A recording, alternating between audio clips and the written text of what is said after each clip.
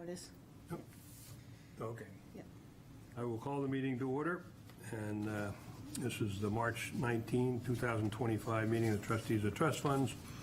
I will note that all the trustees are here, Mr. Weeks and I in person, and Mr. Levinson via Zoom.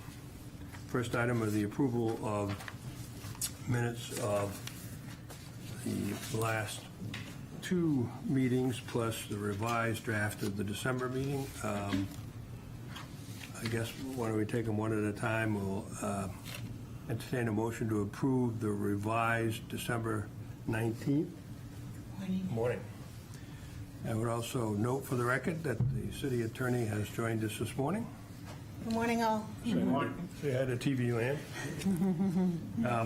Do I hear a motion for the December 19th revised draft? Tom, just refresh my memory.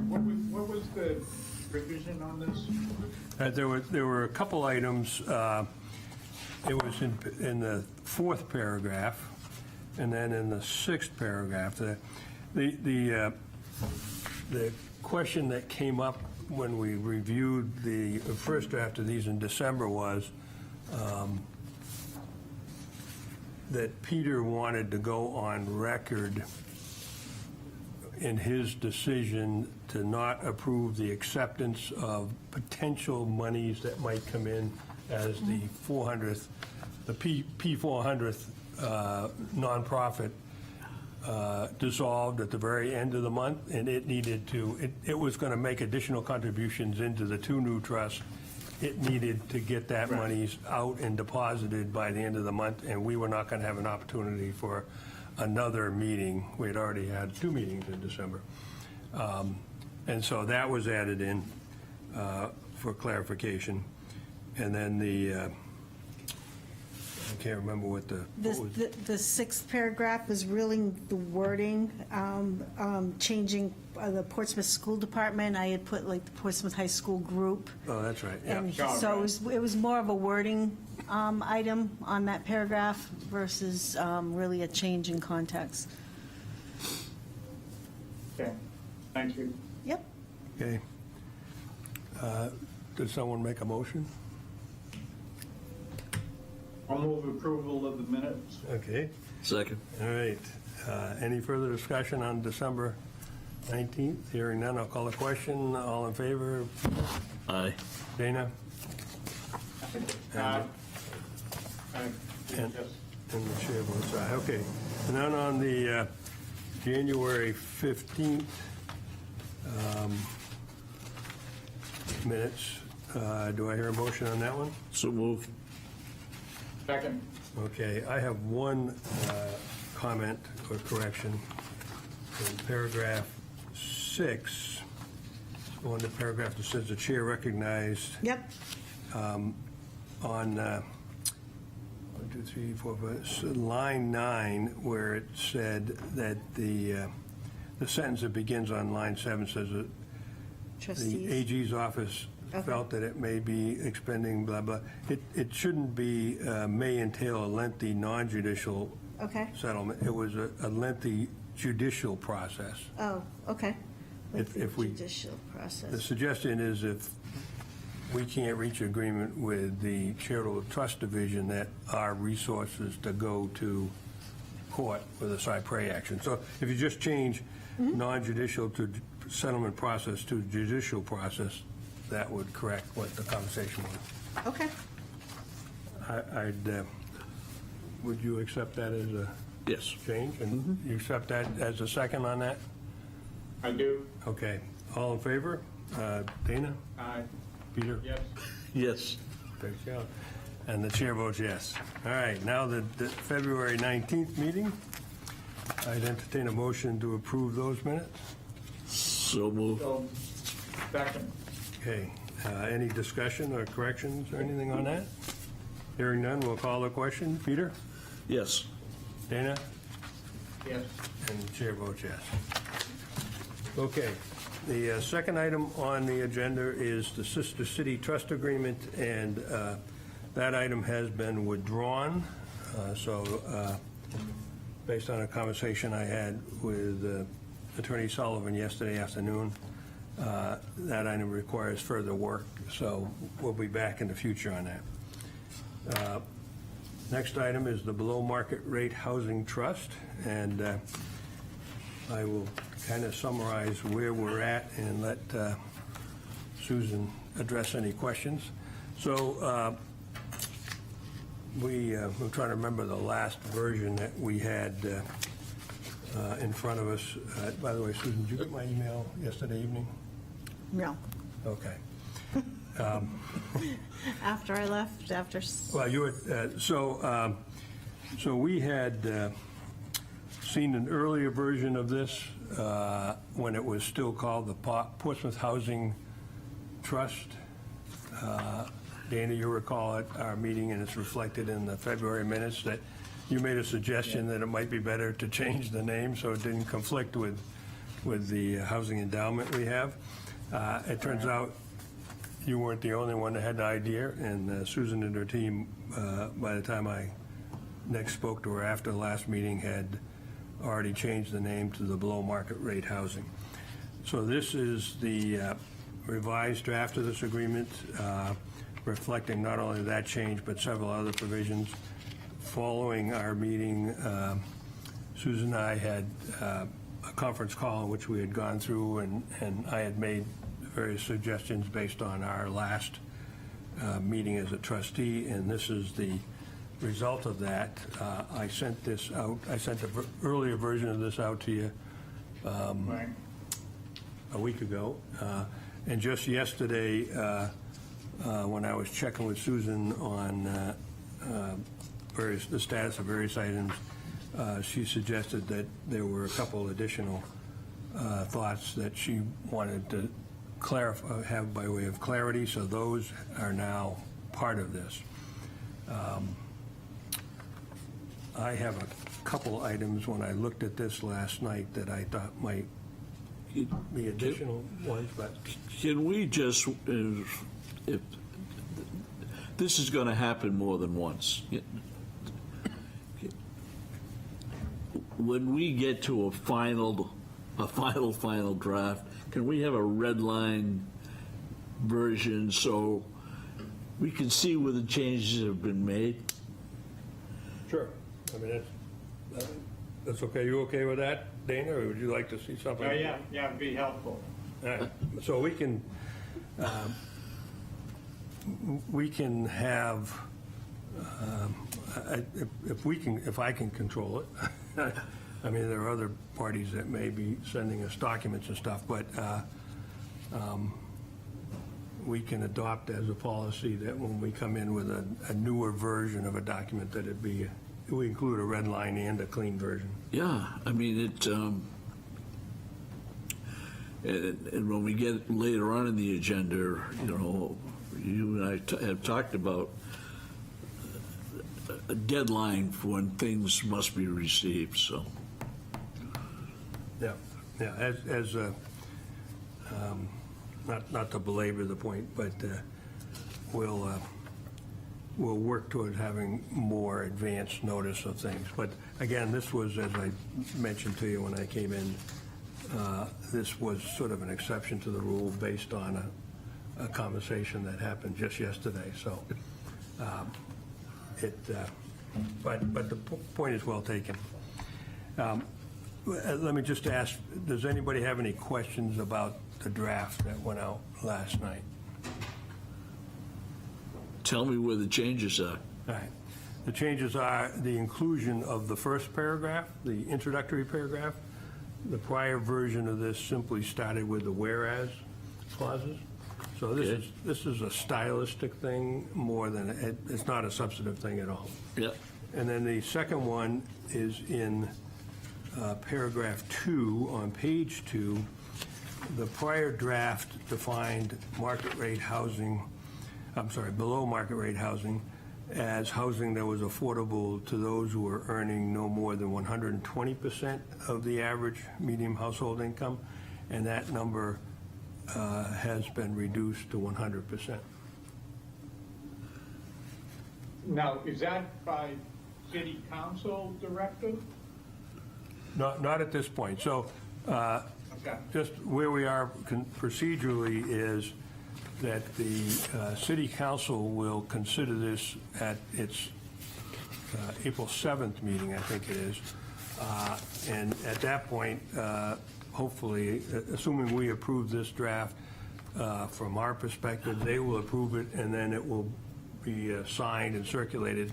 Right now, the city is holding the initial check that will fund this in a safe box because they don't have a place to deposit it at this point. So, And how much is that check? $250,000 from the Kane Company. this is the initial deposit from that The settlement agreement based on the rezoning of the Gateway area. And the city has to match that? Correct. And has that been appropriated? It is within the city funds, yes. It's, Within the city funds. It doesn't need a special appropriation. There are funds to fund that. Yeah. okay. So those are the two changes as of last night. The other one of consequence has to do with this sort of ongoing issue about commingling of city appropriated funds and private donations. So this fund is established to accept both of those. And based on our conversations with the AG's office, they've made it clear, we've discussed this in passing at some earlier meetings, that any fund that holds both of those types of donations, they must require that the donations be kept separate. The state law doesn't allow you to have the city to put in $25,000 and then a contributor to put in $25,000, and those funds can be commingled into the same accounts. So you'll notice that when we get, if you look at paragraph 10, it specifically says that those funds will be kept separate. Now, they're still part of the housing trust fund, it's just that they'll have separate investment vehicles or accounts. Correct. Like Futures. Futures has several different Yeah. money exactly. funds. Yep. So I'm not sure that, we didn't see that provision in there a month ago when we looked at an earlier version of that, so I thought it was worth noting that. It So, does, let me understand that. So if 10 people donate to this fund, to this trust, we need to keep 10 separate accounts for no, them? no, there'll be two accounts. Just think of it as a private funds, private donations and public appropriations. So, Does there have to be any distinction when it comes to disbursement?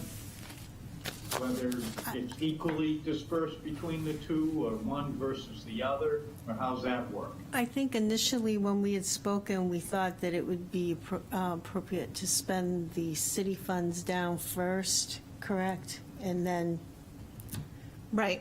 My general impression is that, and Tom and I are going to talk to someone at the Department of Revenue Administration to get maybe more administrative guidelines for this. But what has been explained is the city funds need to be more protected on the investment side to make sure tax money doesn't dissolve in an investment. So it has to be carefully invested, whereas private donations can be more aggressively invested. So when we thought about that, it seemed like perhaps it'd be best to pay out the city funds first, and then the remaining funds from private donations could be more aggressively invested. with TD, in other words, you know what I mean? yeah, So- you recall that we did this, for instance, with the African burying ground funds. Yes. We had like 4 or 5 different CDs of $250,000. We had to keep moving around to different banks and et cetera, so, but your point, Dana, goes to the first suggestion I was going to make with respect to this draft that hadn't occurred until last night. I think the draft should include a provision that identifies how that issue is going to be resolved. There's sort of four options. One is to say that when the city council authorizes a disbursement, they inform us from the private, how they want to divide that. Do they want it to start with the city funds first, or the other the private funds? Do they want to do it pro rata? Do they want to leave it to us to decide? There ought to be some guidance in there so there's not a dispute. Within the trust, okay. It doesn't matter to us. I think that's a public, at least in my opinion, that's a public policy decision, but I agree that it would kind of make sense to say that in fulfilling any request for disbursement, the publicly contributed monies will be utilized first. But I think it doesn't matter to any of you as long as we have it clear which ones are being used. As long as when we get the request, the disbursement is discussed in that request. Okay, well, what I'm suggesting is we go beyond that we put in here, in the document itself specifically, which funds are gonna be used. So if the decision, for instance, is that we'll use publicly funded, we put that in there, so it doesn't even need to be in the city council's Okay. vote. So we'll see it again before we have to adopt it. Well, actually, I'd like to take it right to the city council for April 7th, and I don't know when your next meeting is. Well, it's, I don't think we need to set, that's one of the things we need to We do, have. set meeting. But it will be within 2 Have that weeks of one. that date, After, after, yeah. right. So the city council can still consider all of this. Well, yeah, we all, presumably, the city council could change anything in here. Yeah. I don't know if they would, but, so we'll have to come back with the final version. Are you going to be back in April, Dana? Yeah, I come back April 25. All right, so that we will meet before then, probably. Because we'll need to get all the signatures on it as well. So I guess, well, okay, if we can agree on that, a recommendation that whatever decision you want to have on that, that it be incorporated into the document. Right, I can do that. And And, Yeah, can I ask, on the same vein, one other question? I get it, given the separation between public and private, and the implications for investment options, it's not only investment options in terms of the housing, but investment options in terms of what we do as trustees. As you said, Tom, if it's public money, we're probably going to have to do something different than the allocations we typically would do with TD. well, exactly. These we would be have- funds that would not be part of the TD managed portfolio. So I guess what I'm getting at is the ability to co-mingle in the document doesn't really get us anyplace, because we're not going to do it. No, you're missing my point. It's pretty clear, and that's what paragraph 10 says, is we will not commingle. We're prohibited from commingling it. The question is, when we get a request for disbursement, how is it determined whether we're going to draw off of those taxpayer expendable funds or private donation funds? Okay. That's what I get that. Okay. I misread that about the co-mingling. Yeah. Okay. But,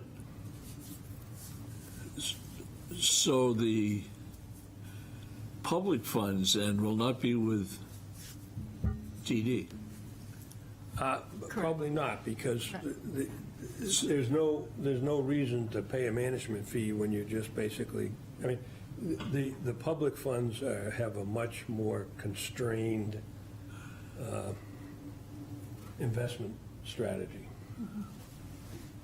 So basically, we will be keeping it a CD, CD or money market, Yeah. whatever rate we can get best. and we're not getting a very good return No, on that. that's right. You're giving up the return for the Yeah, preservation of the principal. yeah. That's an AG, that's the, Yeah, it's in the statute. yeah. So I think this came up with the audit this year, and it was a little surprising, but there is a statute that references that in the charitable trust unit. We had a long conversation with them about this issue, and it's a long-standing statute, long-standing law and regulations that require this, and it does make sense when you think about it in terms of it being taxpayer money that's being provided to the trust, and to ensure that that money is actually used for that purpose, to make sure nothing, it's not lost in an investment. So that's the thinking, the rationale behind that. But that is why we addressed it here, since we know the first two deposits are going to be one from taxpayer money and one from private donations. Okay. Let me follow up on that paragraph 10. It was confusing to me, and that's why I raised the point. You go on and say the limits, the code that the RSA limits the co-mingling of public and private donations for investment.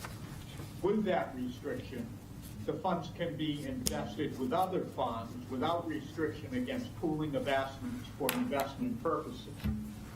That, to me, is a little confusing, because it doesn't specify only private funds can be collectively invested. Yeah, well, so that, I have a proposal to amend that as well to add clarity. Right.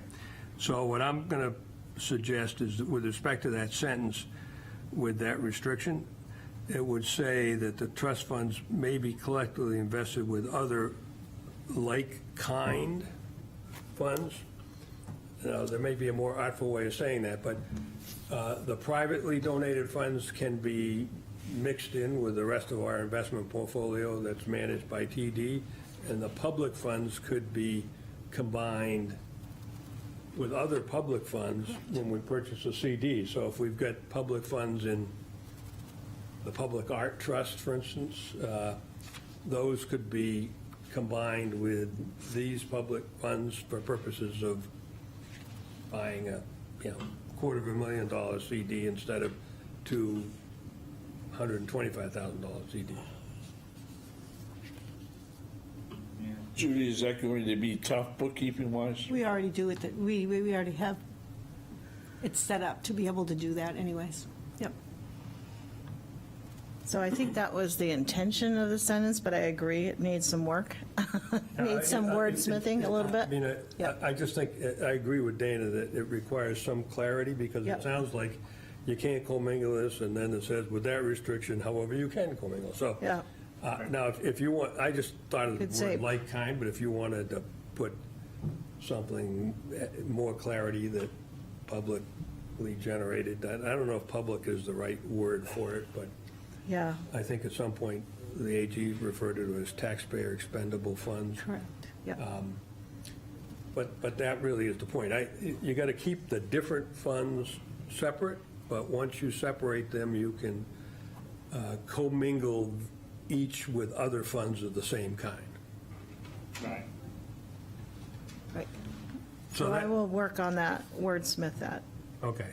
So with that little change in that paragraph, and then really, I just add a paragraph that would specifically say either the city council is going to have to tell us in the document how they want the funds allocated, Where to take or it will always draw from the publicly ones first, that type of thing.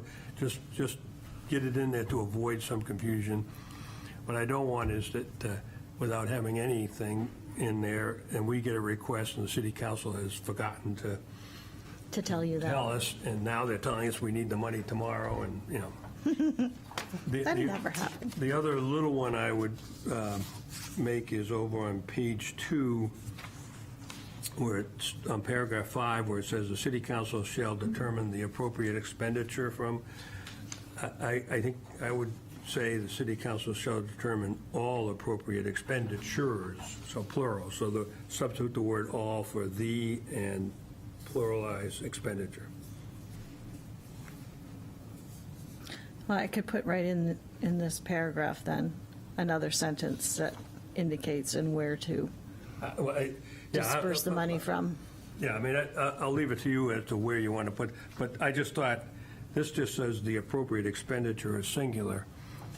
And I think what we're saying is we want the city council to determine all the appropriate disbursements, so. So those are just my 3 little thoughts. Okay. Any other comments on this? No. Okay. So you don't need us to take a vote on this, or would you like an approval subject to these changes?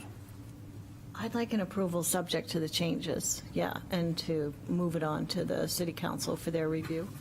Okay. So what I would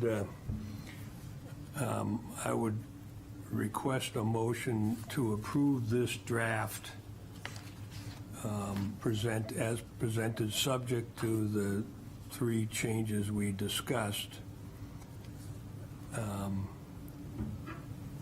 and subject to the further clarification that if the city council amends it, that it requires a further vote. Does that make sense? Questions, Peter? I can see the smoke coming in. Well, it's not the way it should be. What do you want? We're approving something that may happen and may not happen. So we're approving a document, and if the council changes it, Well, no, if the council changes it, I'm saying it requires a further approval. Right, right. so as long as part of the motion is providing that the document is like kind to what we're approving, you know. I think it's just a recommendation. Yeah, so I think what we can do is we can approve the form of the agreement subject to the amendments as proposed. And then, you know, we'll, because we won't see those amendments officially until after the city council votes on it, then it will be subject to final. And at that point, once they voted, then we would sign it. Yeah. No, we're not going to sign anything until after they vote. And if there are any changes, we'll have to come back and go through this exercise again. All right. Did you get that, Judy? I think so, yep. I'll run it by you afterwards, but. That's the yeah. motion. Do I hear the motion? I hear someone make that motion. I will make that subject to return if there are any changes by the city council. Okay. Do I hear a second to that? Second. All right. Any further discussion? Hearing none, we'll start with you, Dana, I vote yes. and Peter, Yes. and Chair votes yes. All right.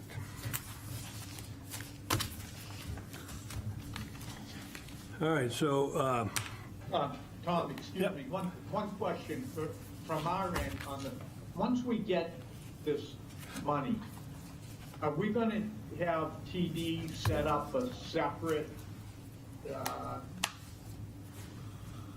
account for this? no. So when, let's say the first monies that are going to come in are going to be the $250,000 that's already been collected. I think those are taxpayer funds. I don't think that's a private donation. I don't know if you've got an official position on this, but Well, depending on where it's coming from. Well, so the initial monies are coming from the Kane Company. That's a donation. Well, I don't know if it is, because I think it's a payment in lieu in order to avoid having to put up affordable housing in the Gateway District. So it's actually a payment pursuant to our settlement agreement. Okay. So he, it also qualifies him as a payment in lieu. So it's a little more complex. I hadn't thought about it in terms of it being the fee. We've talked about the payment in lieu, those types of funds being a fee, which would be city money Yeah.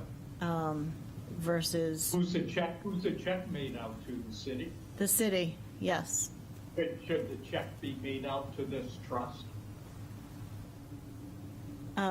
We haven't discussed that, but to the extent that it's being produced pursuant to our settlement agreement on the timeline from the settlement agreement. So it's a matter of some legal semantics in terms of how it's coming to us and whether we would consider it city money now versus a settlement. All right, well, so I guess you need to give a legal opinion. Yes, I do. On what that is. Maybe you want to ask the city council to vote on it one way or another, but either way, the answer would be, we're going to rely on what Susan gives us for an opinion, not on what we decide it is. So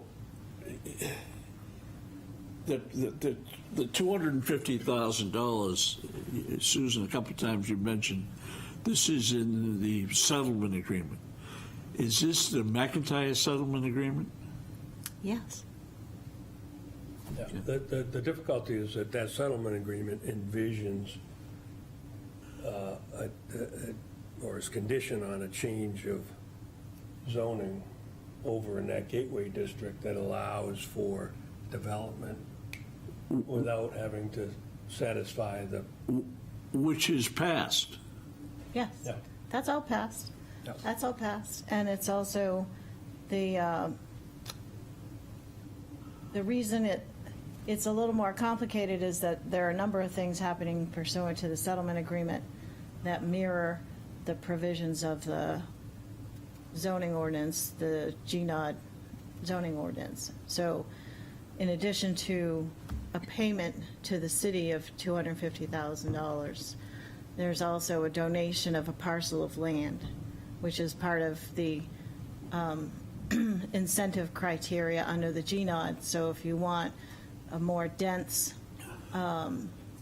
development, residential development, you can do one of three things, one of which is a payment in lieu, one of which is to do workforce housing, and the other is to provide the city with a parcel of land. This is happening as a parcel of land. So do we say that the parcel of land is the part of the settlement agreement or part of the development criteria? Or do we say that the $250,000 is part of the settlement agreement as a payment in lieu? So this is just a little back and forth, and I'm prepared So we're going to to- wind up with both $250,000 and a parcel of land. Yes, sir. Yes. So a parcel of land that's sufficient to build at least 80 units of workforce housing, below market rate housing. And does that parcel of land have to be within the, Within the GNOD, yes. okay. Yep. so to answer your question, Dana, I think the answer is that if it's determined that this initial $250,000 is a donation pursuant to that settlement agreement, then that money would just go to TD like any other, like a scholarship or any other account that we maintain. Yep. When the city then puts its matching $250,000 in, that would be considered taxpayer expendable funds, I believe. Right, yes. And that For money sure. would be managed in the CDs or whatever that we do for conservative taxpayer dollars. I mean, there are certain other things you can do under the statute, but for practical purposes, the CDs or the money markets are the ones that we've used in the past. So there'll be the equivalent of 2 accounts under that one fund. Right, okay. Okay. More to come. More to come. So, More to come. And I think I just one other, as you know, slow to process this early in the morning, but the payment in lieu funds, that's probably a much more substantial amount. If they were making that payment under the zoning ordinance versus the settlement agreement, under the zoning ordinance, in order to have the density that they want and not build affordable housing, the payment in lieu would be much more substantial than $250,000. So, and the Housing Committee has worked on that fee structure and trying to determine that currently, and then that'll have to go to the fee committee and the city council, but Are they in the pipeline for the approval process to build this? their first preliminary conceptual is tomorrow night with the planning board. yeah, did you see there was a piece in yesterday's Herald that had drawings of the site plan they're proposing. Okay, all right, so anything further on the below market rate housing trust? Okay, so the next item is the investment policy update, and you'll recall our last meeting that we had the benefit of Susan Moran's suggestions, and we had given her a little pushback saying, you know, would you take a look at these in light of the specifics of our addendum to their management agreement. And I have received some additional comments from her. But the other thing that I think we need to address is whether our investment policy should now incorporate how we handle these taxpayer expendable funds, because it doesn't address it at all. We've always just handled that without having a policy. And so I think we ought to have probably an abbreviated version of the investment policy we have now for the taxpayer expendable funds, or incorporate language regarding those funds into that investment policy. And so I wanted to have that conversation with you before we put pen to paper again. Do you have a preference on that? I would amend the investment policy. Okay. Yeah. Same with you, Dan? I tend to agree. Okay, so we'll work on that and come up with another draft for everybody to look at. All right, Haven Metals Trust. So Susan can affirm this as well, but so at our last meeting, we saw the draft of that non-judicial settlement agreement that we had worked out and the trustees had approved. That was sent to the AG's office for, it was reviewed and approved by Susan from the city attorney's perspective. It was sent to the AG's office. They acknowledged receipt and said they'd look at it. We're not sure quite how much attention they paid to it so far, but again, as of yesterday, we're scheduled for a conference call with the director of the Charitable Trust Division tomorrow afternoon to specifically discuss its contents. So hopefully we're advancing the ball, but I can't tell you how that's going to look until next month. Anything you want to add to that, or did I get it wrong? Or? No, you got it all right. I think just calling and asking to discuss it brought her attention back to it as the way it works. So we'll see what she has to say tomorrow afternoon. All right. Public Arts Trust, we have a request from the city manager for a second disbursement associated with the, this is the Pierce Island Public Art The piece, yeah. installation that DeBerry, who was the one who, I guess, fabricated it, is installing it. You recall back in December when we had the first one, the city council specifically voted to approve their contract and include the disbursements and authorize the city manager to make requests in multiple disbursements so they wouldn't have to go back to the city council every time they needed another installment. So this is the second installment. In the material you saw yesterday, you could see that page 4 of that contract calls for a disbursement of $23,333.33 on the completion of engineering and final design. That apparently has occurred, so they're looking for us to cut a check to pay Yeah. the developer. So how do we, who signs off on the fact that the engineering and final design has been completed? I would imagine that would be Sean and the city manager. I mean, Sean Clancy from the Office of Economic Development. He's, he's following the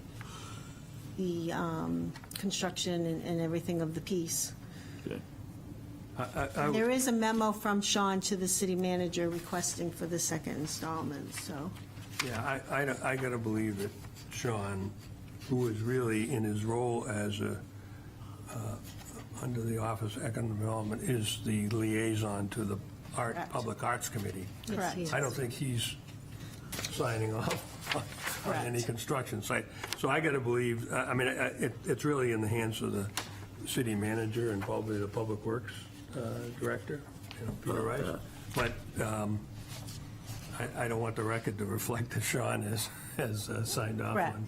Correct. Well, yeah, I mean, I don't have any problem with the way that it was done, but we're dispersing the money. We just need to make sure that the work's been completed. Well, I'd move the request for funds be granted. okay. Do I hear a second? Second. All right. Any further discussion? Hearing none, I'll call the question. Start with you, Peter. Yes. Dana? Yes. And the chair votes yes. All right. What do you got? A check? The check.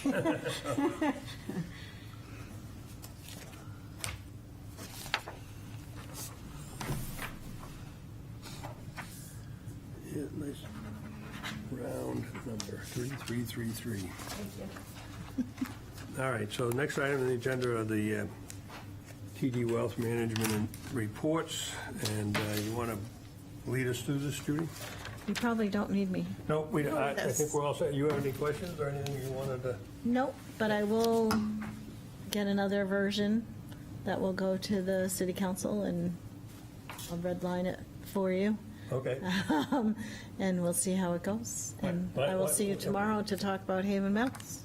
All right, once you redline it, would you just send it over for me so I can Yeah, have yeah. a quick view? But I'll be just Well, looking at it. and send us so that we have it. Yeah, and I'll circulate it to Yeah. Peter and Dana.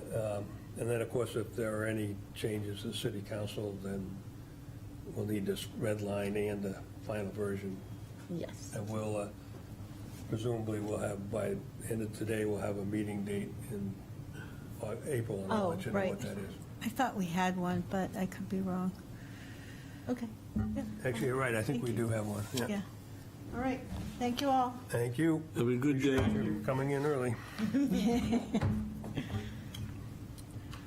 Okay, you want to start with the dashboard first, or what do you want to start with? Yeah, we can start with the TD dashboard.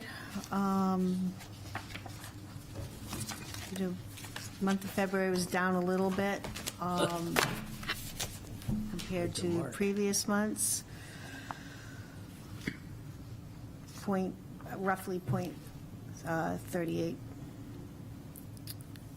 excuse me.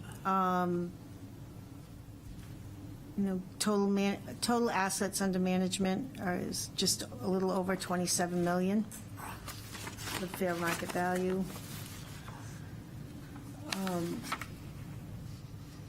If you look at my template front review, my numbers are a little bit different in the increase and decrease, but that's because we did have disbursements from the fund. In February, we had 104,000 come out of Prescott Park, 134,000 out of scholarships, and 32,000 out of endowments. So the way that I calculate it, they don't include the disbursements in their amounts. I do, so my numbers look a little bit different than theirs, and that's why, because the disbursements are calculated in there. Yep. And then month to month, you can see really quite up and down from the last February to this February. And then the very last big sheet since inception. Again, I take into account the withdrawal monies in the total amount. So. But that's basically it. Pretty straightforward for the month. Nothing too exceptional.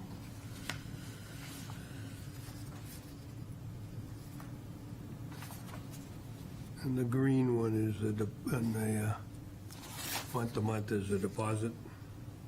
Green one. Was that that's the, and that, I don't have the long Oh. spreadsheet, so Do you want the big one? if you got one handy. Yeah. Peter?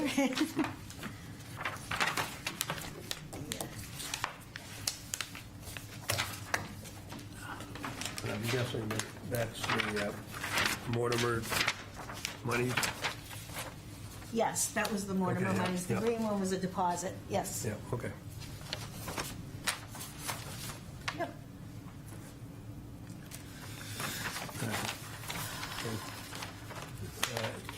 Anybody have any questions after we're looking at these?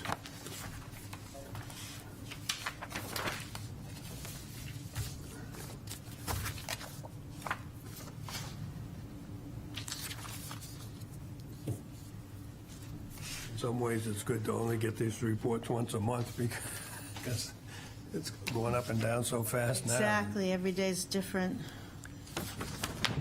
Yeah. All right. Anything else you want to talk about on that? Not on TD? Okay, well, just briefly, I don't know if everybody had a chance to look at the peer comparisons that John Yeah, DeQuattro saw sent that. over.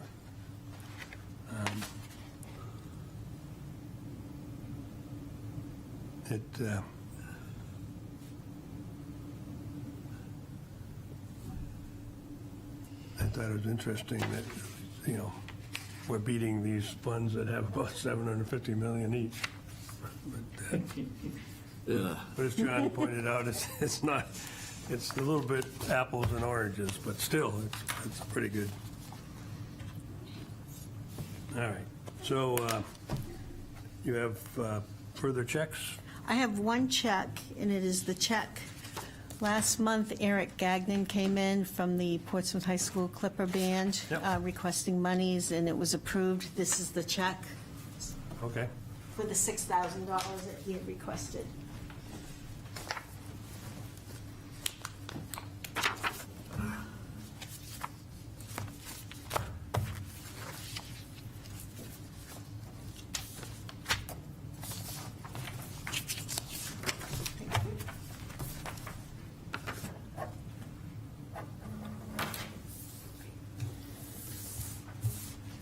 Okay, so nobody from the public, so we won't hear any comments. The only item I really have left is to set dates for the May, June, July, and August meetings, if you got your calendars.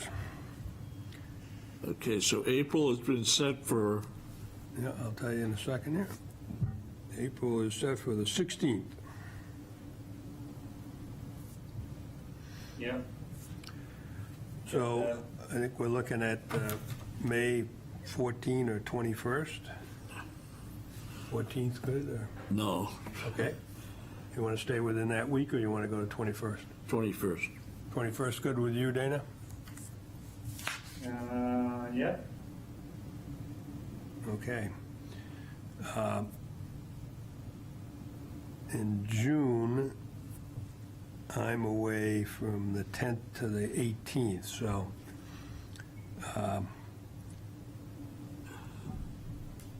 shall we do it the 25th? Is that okay? Okay, yeah. All right.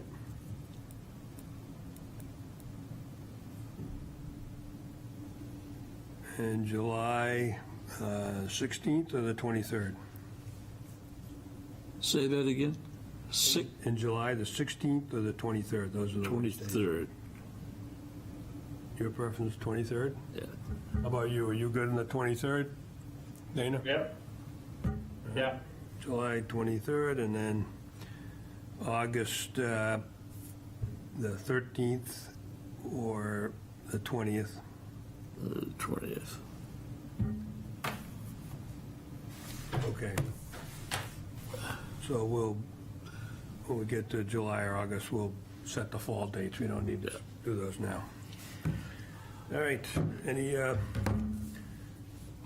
new business you want to bring before us, or? I would request, now that we've set the dates for May through August, that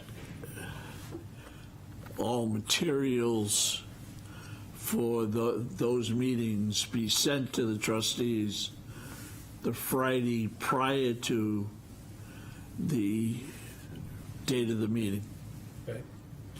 and that anything that's not available will not be able to be on the agenda for that meeting. Subject to a vote Yeah, to override that. yeah. Okay. A vote of the trustees. Yeah. How does that work with you? I know you're particularly tight right now, but I'm presumably tight, by but it'll July, get better. August. That will be fine. That will be fine. I'll arrange my calendar so that I have everything and I'm aware of it. If I plan in advance, I'll be fine. So, and just let everybody know I that will.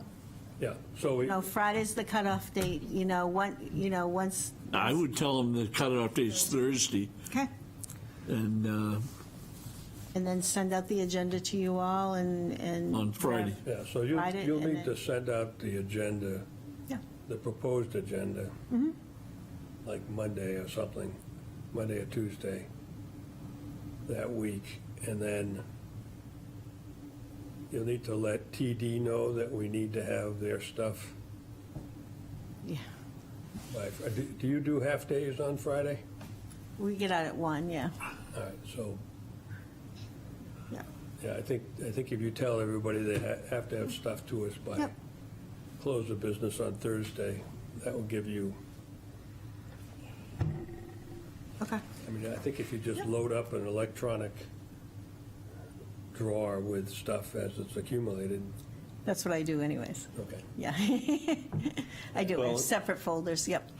It, Yeah, and some of this definitely has been because of the situation that I've been in. It's been late, but yeah, I have zero problem, pushing it forward now that things are lightening up. it would just be good to give us a few days to, Well, there's been a lot of material. so I yeah, and, understand. I mean, Yeah, so I think, yeah, it totally makes sense. I think we should let the city manager's office know and ask her to let anybody else know who may, want to submit something that we need to get by the end of the business for Thursday for us to do it on Friday.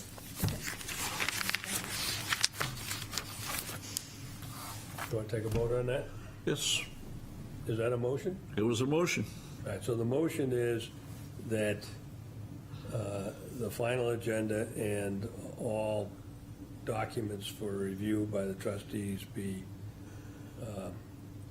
sent to the trustees by close of business on Friday before the meeting. Do I hear a second to that? Second. You want a further comment? No, that was my motion. Oh, I know, but I thought you started to say, No. okay, all right. I'll just add, just to clarify what we said earlier, that subject to